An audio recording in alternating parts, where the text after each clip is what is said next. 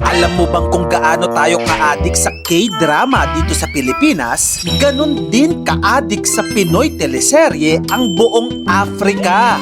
Yes, yung mga teleserye na Pangako Sa'yo, Mara Clara, Ang Probinsyano, nako, sobrang taas ng rating sa Kenya, Uganda, Ghana, Tanzania, Zambia, Cameroon, at marami pang bansa sa Africa. At according sa reports, may mga tao pa raw na umuuwi ng maaga para lang hindi ma-miss ang susunod na episode. Yes, kung gaano tayo kahayok sa K-drama na nagbi-binge watch tayo dito sa Pilipinas, doon naman sa Africa, click na click ang ating mga Pinoy teleserye doon. Paano nga ba nagsimula ang lahat? Well, ang remarkable year ay 2005. Ito yung taon na ipinalabas sa Kenya ang classic teleserye na Pangako Sa'yo, starring Jericho Rosales at Christine Hermosa. Naging national sensation ito doon, hindi lang sa Kenya kundi pati na rin sa bansang Cameroon, Tanzania, Zambia at Ghana. Ipinapalabas ang Pangako Sa'yo doon ng 7 p.m. At alam mo ba yung mga tao? Nagmamadaling makauwi ng bahay dahil ayaw nilang ma-miss ang episode ng Pangako Sa'yo. Maliban sa mga teleserye, hindi lang yon ang sikat sa Africa, pati na rin yung mga Pinoy na artista natin. Example na lang si Jericho Rosales. Nako, superstar siya sa Africa. Noong sumikat ang Pangako Sa'yo sa Kenya, maraming viewers doon ang tumatawag sa kanya bilang Angelo. Imbis na Jericho, ganon ka-immersed ang mga tao sa teleserye. Pero hindi lang si Jericho pati na rin si Catherine Bernardo at Julia Montes. Noong umere ang remake ng Mara Clara sa Kenya,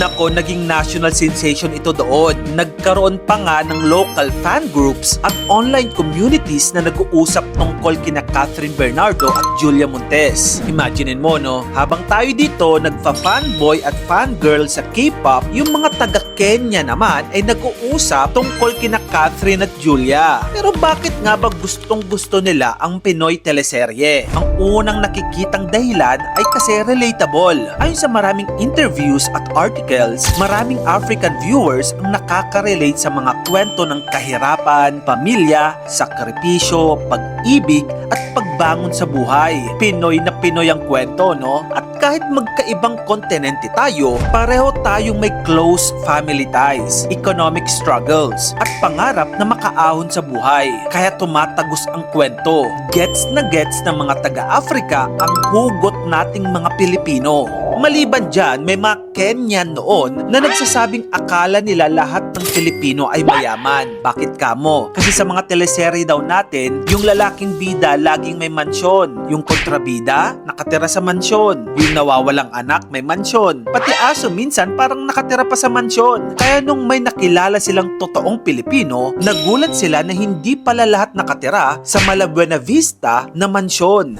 Bakit ito importante? Kasi hindi lang ito tungkol sa entertainment. May tinatawag kasi na soft power. Ito yung kakayanan ng isang bansa na maimpluwensyahan ang ibang bansa gamit ang kultura, pelikula, TV shows, musika at entertainment.